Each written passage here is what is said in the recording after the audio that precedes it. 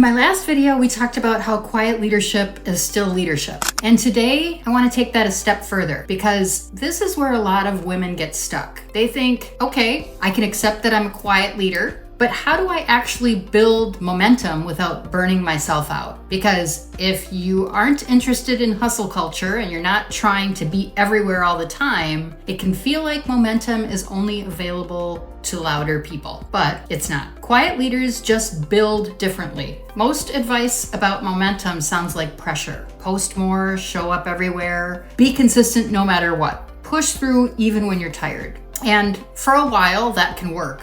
But it relies almost entirely on motivation, energy, willpower, and constant presence, which means the minute your energy dips, everything slows down. That's just not sustainable. That's survival mode. So why do quiet leaders struggle with the hustle culture? Quiet leaders tend to be thoughtful, reflective, intentional, and energy aware. So when the dominant model says, just push harder, it creates friction, not because you're incapable, but because that model isn't built for how you operate. See, quiet leaders don't thrive on urgency, they thrive on structure. So here's the shift that changed things for me.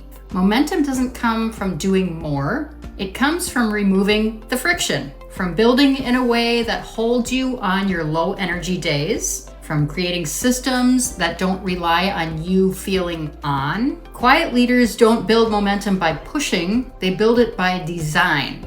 Quiet momentum looks like repeating what works instead of chasing what is new, building in places that you own instead of chasing visibility, letting content compound instead of disappear, trusting systems more than motivation. It's slower on the front end, but it's steadier. And it lasts. Having these systems in place matters more than the motivation because motivation is unpredictable. Life happens, right? Energy fluctuates. Systems don't care how you feel that day. They hold your business when you're tired, when you're discouraged, when you step away, or when you're focused on family and life. And that's why quiet leaders prioritize ownership and simplicity and repeatable rhythms. Not because they're lazy, but because they're long-term thinkers. So here's something people don't talk about enough. When your business doesn't depend on constant output, your confidence changes. You stop second-guessing yourself. You stop feeling behind. You stop wondering if you're doing enough. Because momentum is still happening even when you're not pushing it. That's incredibly grounding. So if hustle has never worked for you, this is your permission slip to stop forcing it. You don't need to be louder. You don't need to be everywhere. And you don't need to burn yourself out to build something meaningful. Quiet leaders build momentum by design,